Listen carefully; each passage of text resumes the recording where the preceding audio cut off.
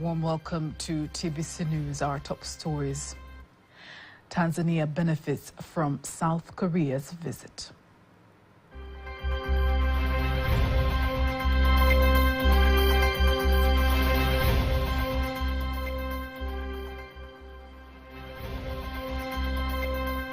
Tanzania and Italy to continue good relations.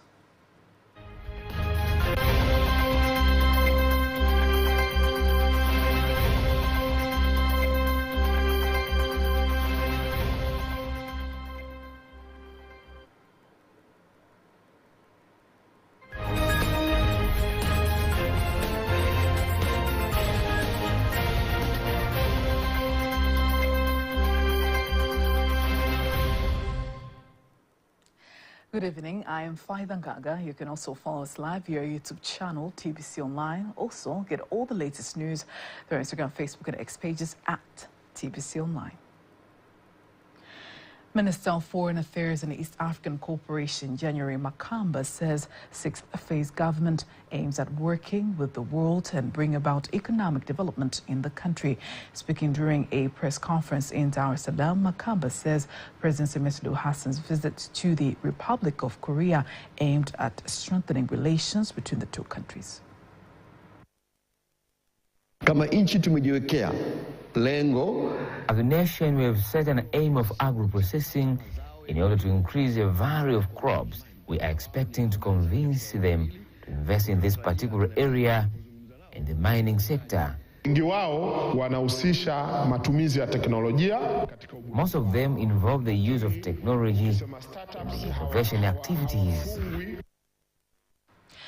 Other ministers who were also in Korea elaborate the benefits of the visit.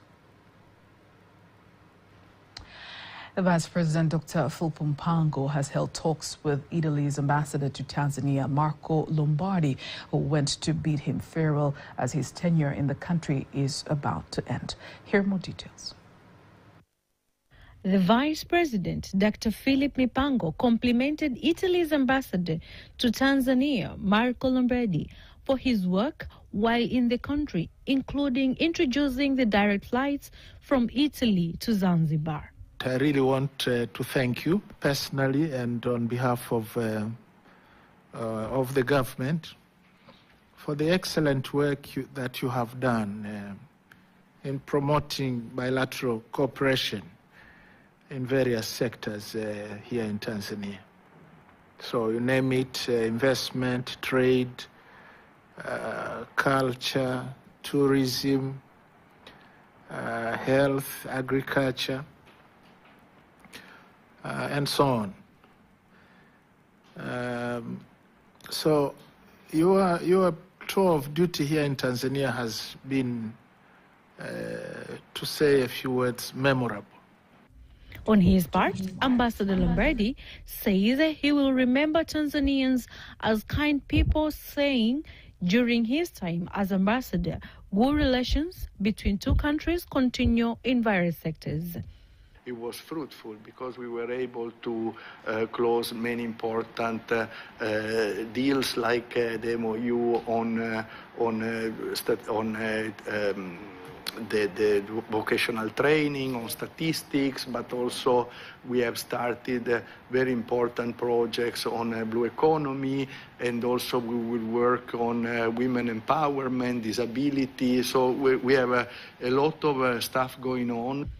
In other development, the Vice President argues graduates from public service college to use their profession with integrity in order to avoid corruption, bribery, and diseases that weakens the nation's workforce. He made remarks during the 39th graduations of the Public Service College held in Dar es Salaam, where graduates were expected to help develop the economy and the wider interest of the nation. Chief Secretary Dr. Moses Kusiluka urges all ministries to implement and complete projects that are under a development plan which ends in 2025. Speaking at the Permanent Secretary's meeting in Arusha, Dr. Kusiluka says ministries should identify investments that can be contributed by private sector so as to speed up the rate of implementation of those projects. The participants were also trained on preparations for implementing next National Development Plan for 2050. In other news, the Tanzania Agricultural Development Bank, TADB, has encouraged livestock keepers to borrow money from the bank so that they can invest more in commercial livestock keeping to cater to the international market of meat. Speaking towards the livestock exhibition to be held at Chalinze Coastal Region from June 14th to 16th, the acting director of TADB, Mkani Waziri, says the government has opened the doors to sell meat outside the country, which leads to a large demand for livestock products. So breeders should use the opportunity to borrow money to breed commercially, a statement that is supported by other stakeholders. The main initiative and thought behind the show is to encourage smallholder farmers and the youth of Tanzania to enter the livestock sector and get first-hand training and experience from seasoned farmers and education providers and other service providers to be able to be encouraged to enter the sector and to see it as a sector where they can improve their livelihoods through increased income. And we would like to thank TADB Bank for their unwavering support from our first show in 2022. We are able and we are willing and we are inviting livestock farmers to come at our office. We are more than willing to support them in terms of technical but also in terms of financial so that they can reach that market. Because as the government we say, okay, we have market in Dubai, we have market in Arabs countries, but how are we going to facilitate our investors here in Tanzania to tap that market? It is now TADB is willing to do that. The Director of International Trade and Economic Diplomacy, Ambassador John Ulanga, says women have a great contribution to the national economy through entrepreneurship and various businesses that support the growth of the country's income. Ulanga made the remarks when he attended the Women Creating Wealth Entrepreneurship Forum held in Dar es Salaam earlier today. Peter Mganga reports. It is a forum that brings together women entrepreneurs from various countries, including Tanzania, Malawi, Zambia, and South Africa, whereby they had the opportunity to get training along with the selling various commercial products. The Director of International Trade and Economic Diplomacy from the Ministry of Foreign Affairs and East African Cooperation, Ambassador John Ulanga, explains how women entrepreneurs drive Tanzania's economy. Women entrepreneurs have excellent contribution, actually a huge significant contribution in economic development, because first, women entrepreneurs are very innovative, they are risk takers, they've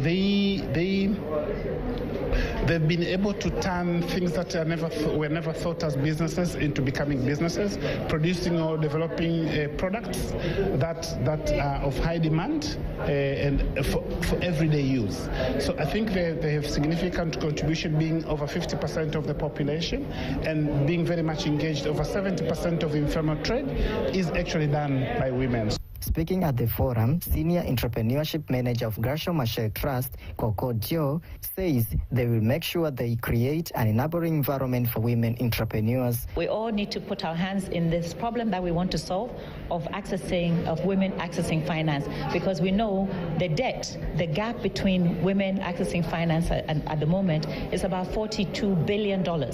This is what the FAWA initiative is also really trying very hard to do, to catalyze funding into women's businesses. And we're very pleased at the Gratiot Marshall Trust to partner with the AFDB FAWA initiative to make sure that more women are accessing finances to grow their businesses. Because when they do, they drive the economy of our continent, they drive the economy of our countries, they support families and communities. And we're really thrilled that we can start this initiative in Tanzania. Reporting from Dar es Salaam, Peter Mganga, TBC News.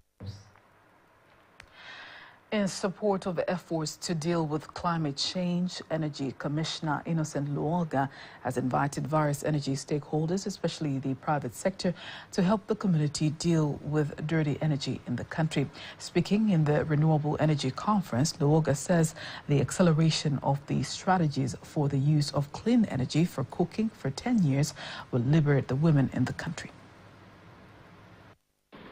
This will reflect positively to Tanzania's vision of 2026, Sustainable Development Goals of 2015, and other international and national commitments on the climate change. Nevertheless, the government is developing Tanzania Energy Efficiency Strategy and Action Plan that will support the implementation of renewable energy, implementation of the National Energy Policy and the strategic goals to reduce energy intensity by 20% by 2025.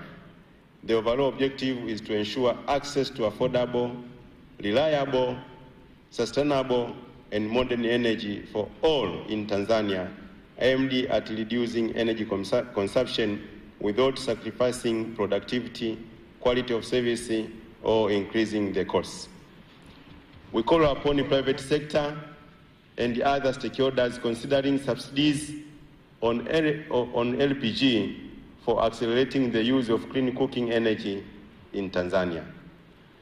By transitioning away from traditional biomass like wood and charcoal for cooking, we are not only reducing carbon emissions, but also improve air quality and enhance livelihoods of millions of people in future life. Furthermore, Dr. Engineer Matthew Matimbwi says renewable energy is an alternative and it is liberating, especially in terms of costs. We are working on promoting the use of biomass for clean cooking. We know that more than 80% of households in Tanzania are still cooking using unsustainable biomass solutions.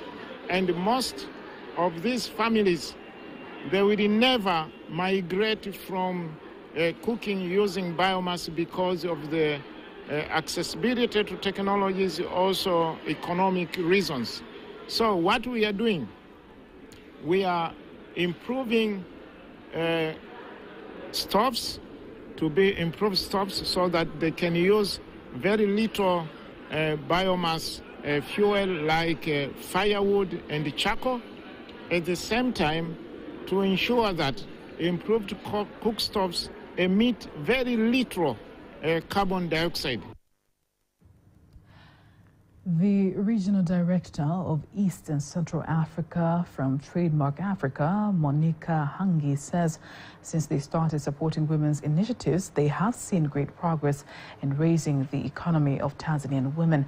She made the remarks during the session of the signing of Memorandum of Understanding between Trademark Africa and Tanzania Women Chamber of Commerce, whereby 2.6 billion Tanzanian shillings have been allocated for entrepreneurs, especially women.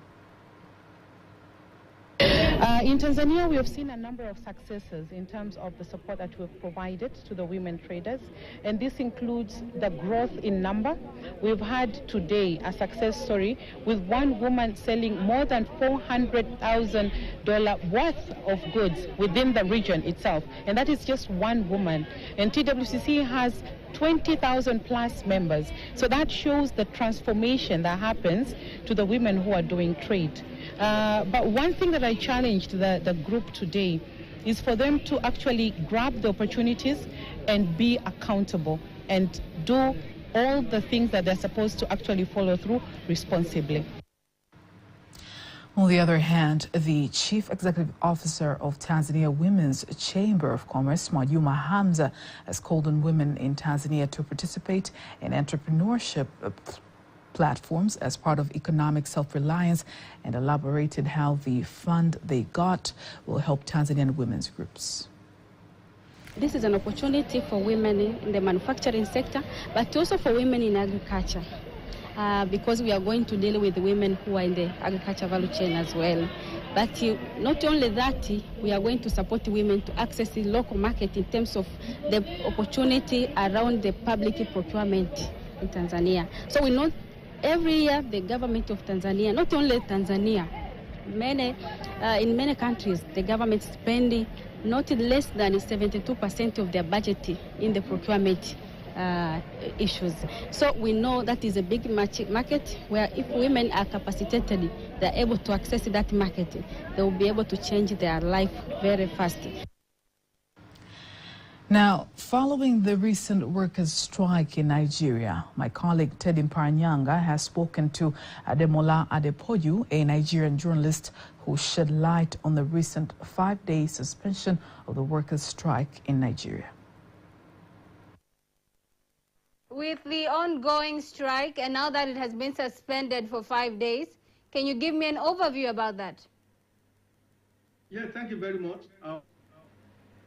The strike, which actually granted activities, especially economic activities in Nigeria, due to the intervention of the elders and the federal government because of the economic situation in Nigeria.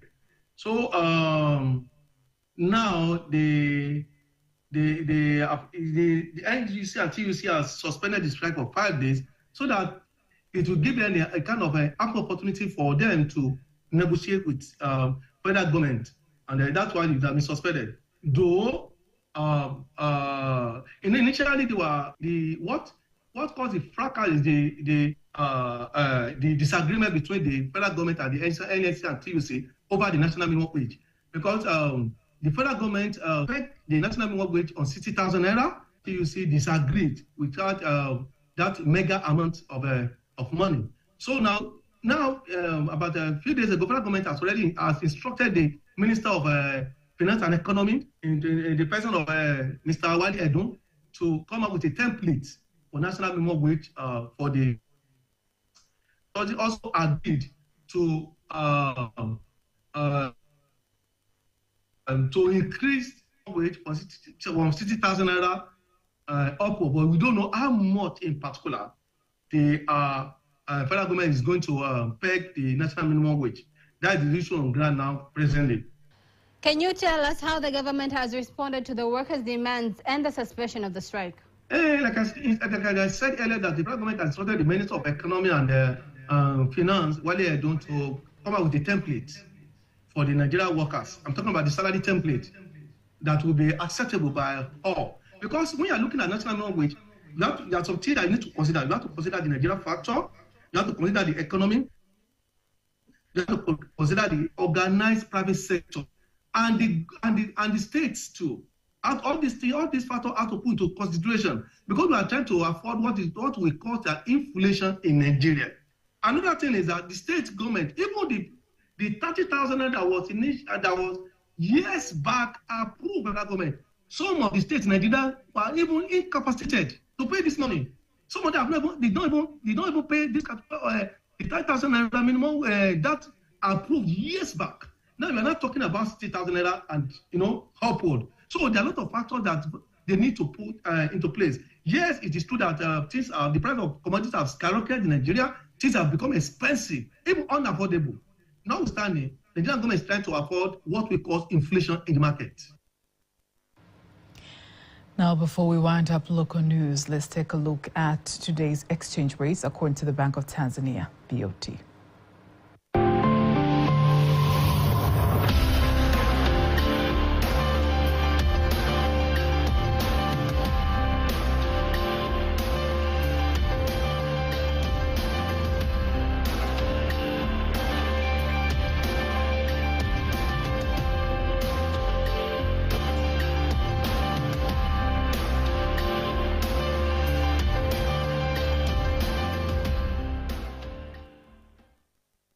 Do not miss Tbc News every weekday to know all the latest in exchange rates. Now, it's time for all the latest in international news.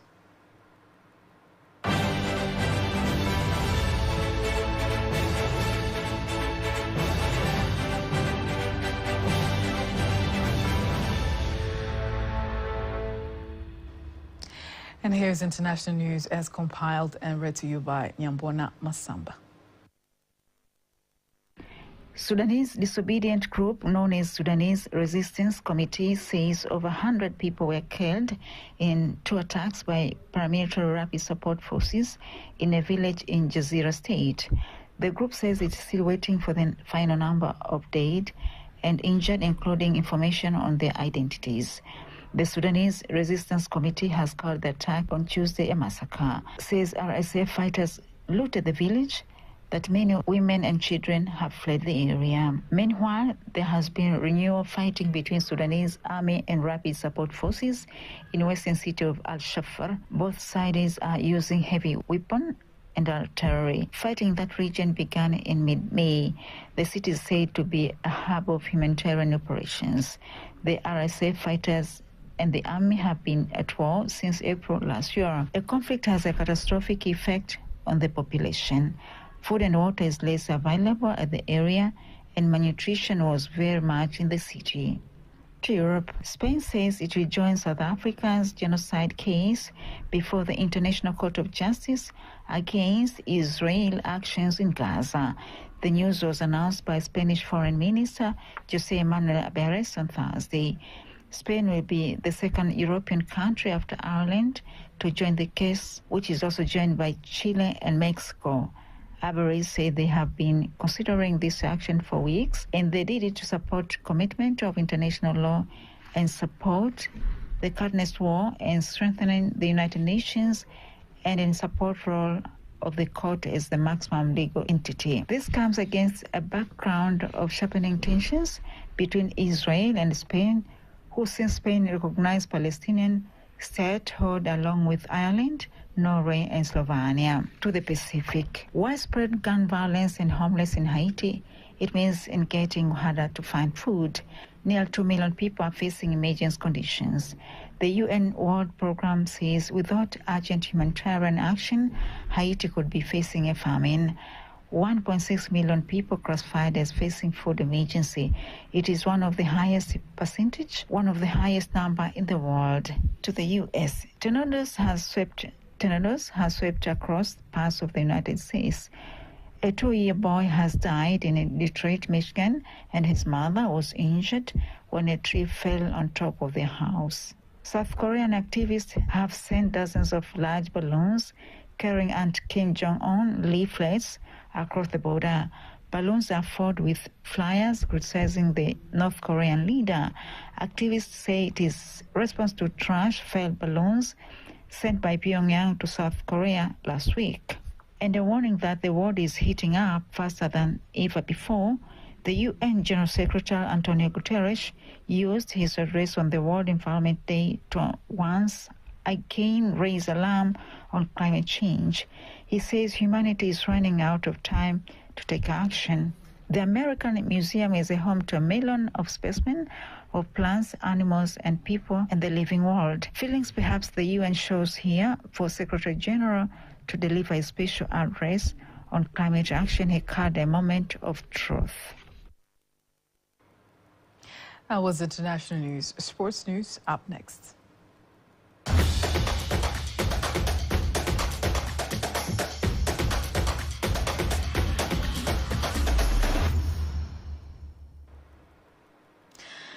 Tanzania national team Taifa Stars has started a training gearing up for the World Cup qualifying match encounter against Zambia to be played at Levi Mwanawasa Stadium in Ndola, Zambia, June 11th. Taifa Stars head coach Hamed Morakal is expecting to reinforce the striking force so as to score more goals and win the match as Stars eyes to drive their slim chance of qualifying for the coming World Cup finals. Stars has played 2 games, won 1 and lost 1 as they sit in 4th position in Group E with 3 points, while their rivals Zambia is in 2nd position with 3 points. Nigeria is in 3rd place with 3 points. Morocco tops the group with 3 points, having played 1 match, and Democratic Republic of Congo, DRC, and Eritrea are in the bottom of the table with no points. Taifa Stars will play Zambia without team captain Mbwana Samata and first goalkeeper Aish Manula due to injuries. This is the second time Taifa Stars played Zambia after they clashed in AFCON Ivory Coast, and the match ended with a draw of 1-1 goal. In other sports news, coaches from different teams participating in primary school competition taking place in Tabora say players have shown high performance in the games and make a tournament tougher. Speaking to Tbcnews in Tabora, coaches added that every team seems to have had enough preparation before the competition kicked off, and that highlights a good future in Tanzanian sports. 2,500 players from 16 regions are participating in the primary school competition in Tabora. That was sports news. Now, before we wind up, let's take a look at the weather forecast for the next 24 hours. Hello, this is 24 hours weather forecast from Tanzania Meteorological Authority. Starting from tonight, 9 p.m. Wind is expected to flow at the speed of 20 kilometers per hour over Lake Victoria and Lake Nyasa. And for Lake Tanganyika, wind is expected to flow at the speed of 30 kilometers per hour. And the state of the lake is expected to be slight to moderate. For Northern Coast, wind is expected to flow at the speed of 30 kilometers per hour. While for Southern Coast, wind is expected to flow at the speed of 20 kilometers per hour, and the state of the sea is expected to be slight to moderate. And now let us see of the weather details, and this is what we expect for tonight. For tonight, the entire country is expected to be dry, and we expect cool temperatures over most parts of the country, especially over southwestern highlands, of which we expect the lowest minimum temperature of 8 degrees of centigrade over Mbeya region, followed by Njombe with 9 degrees of centigrade. And now let us see of what we expect for tomorrow. For Kagera region, we expect partly cloud condition, thunderstorms over a few areas and sun periods. And the remaining parts of the country, we expect partly cloud condition and sun periods. And now let us take a look of the next 4 days weather forecast.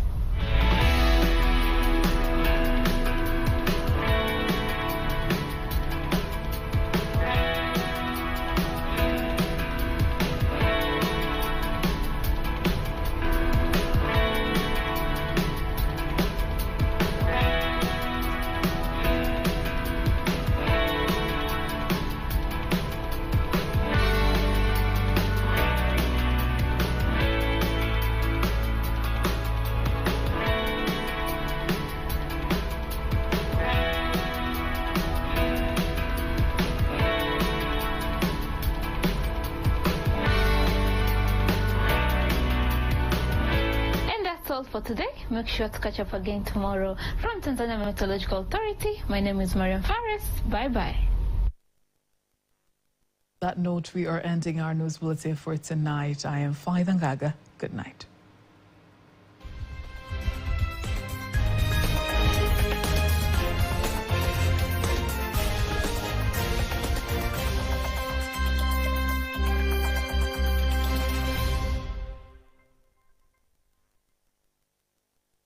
Basaba, Joe Tangazina.